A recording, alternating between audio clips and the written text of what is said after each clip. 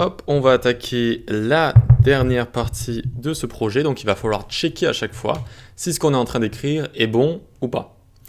Donc pour l'instant on peut écrire dedans, enfin on peut écrire mais rien ne se passe quoi, tout simplement. Alors on va juste rouvrir ça à côté, histoire de pouvoir se console log quelques trucs. Donc qu'est-ce qu'il va falloir faire? On lance quand la vérification? Quand on écrit dans notre input, ok? Donc c'est ce qu'on fait tout de suite. On vient ici se faire phrase test. Alors phrase, évidemment, si j'arrive mieux à l'écrire, phrase test.addEventListener quand on écrit dans l'input, d'accord? C'est ça que ça veut dire. L'événement input, c'est quand on écrit dedans. Alors, on prend const tableau phrase est égal phrase à écrire point query selector all span. Ok? On vient prendre tous les spans qu'il y a dans la phrase à écrire et on les met dans un tableau, enfin ça nous retourne plutôt un tableau, ou plutôt une sorte de tableau, ça nous retourne une liste des nœuds, bref, ça nous retourne si vous voulez un tableau avec tous les spans qu'il y a à écrire, donc avec toutes les lettres qu'il y a à écrire, ok? Ensuite on va faire const tableau test, ça c'est ce qu'on est en train d'écrire, donc c'est égal à phrase test.value, la valeur de ce qu'on est en train d'écrire, .split, chaîne de caractères vide comme ça, c'est-à-dire que ça va splitter dans un tableau toutes nos lettres une à une. Et on va mettre en fait enfin un let correct est égal true comme ça. Ok. On a deux tableaux, le tableau qu'il faut écrire, le tableau qu'on est en train d'écrire, et let correct égale true. C'est là qu'on va faire la partie hop, la plus cruciale pour ce projet. Alors, à chaque fois qu'on sera en train d'écrire une lettre, à chaque fois qu'on appuiera sur une lettre, on fera tableau phrase.forEach, le tableau de la phrase qu'on doit vérifier, point pour chaque élément de cette phrase. On prendra ici, on va l'appeler carac span et index. Avec les méthodes forEach, map, etc., et notamment forEach ici, on peut avoir également l'index de la valeur courante. Ok? L'index de la valeur courante. La valeur courante, elle va changer, ça va être chaque lettre de notre tableau à vérifier. Et donc ici, on peut faire const caractère est égal tableau test de index, comme ça. Ça va être ici chaque caractère de la phrase qu'on a écrite. D'accord? On va pouvoir checker chaque caractère de la phrase qu'on est en train d'écrire avec l'index du forEach ici. Reste avec moi, on va jusqu'au bout, vous allez comprendre après. On commence par vérifier si les caractères correspondent ou pas.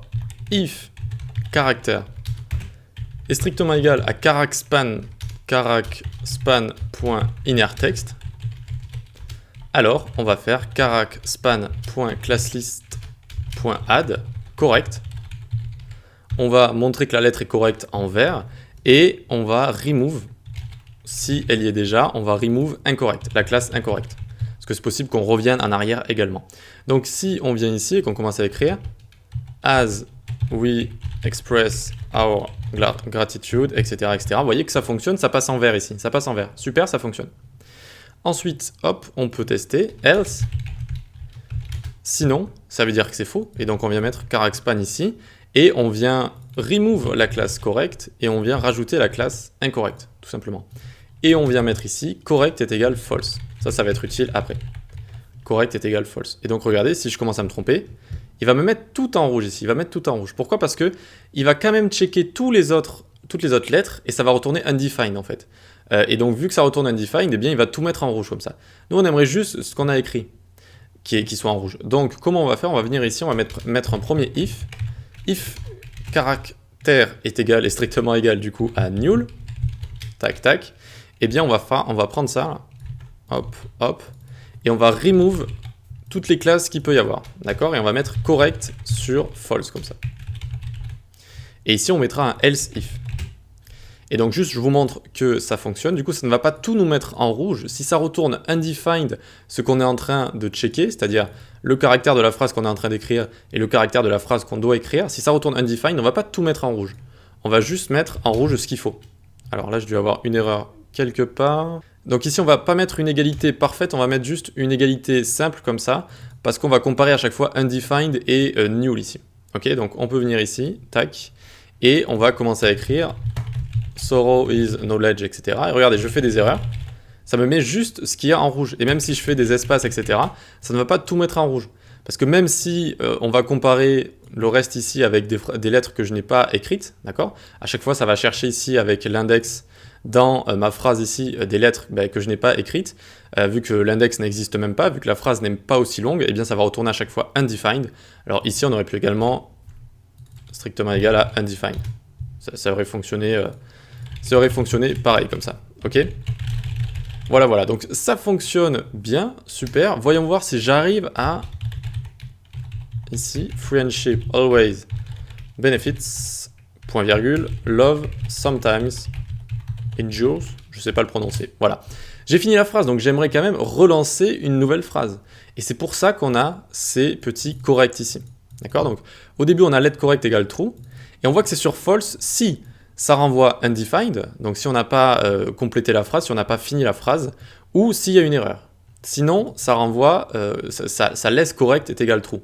Donc si ça arrive à passer toutes les conditions à chaque fois, sans remettre une seule fois correct à false, ça passe à chaque fois toutes les conditions ici, tac, tac, tac, tac, tac, ça met à chaque fois la classe correct, ça met à chaque fois les lettres en verte, eh bien je peux venir après du coup mon for each, je viens après mon for each, je fais if correct, si correct est égal à true, après tout ce que je viens de tester, après que je viens de tester toutes les lettres, alors je rappelle afficher nouvelle phrase. Voyons voir. Hop, alors je vais devoir recopier tout ça encore. Réussissant, delightful. Alors, delightful, wisdom grows. In every reel, a sweet instruction flows. Hop, et voilà, ça en a mis une autre ici. Vous voyez? Il nous manque une dernière chose à faire, c'est d'afficher le score. Eh bien, on n'a qu'à le faire juste ici.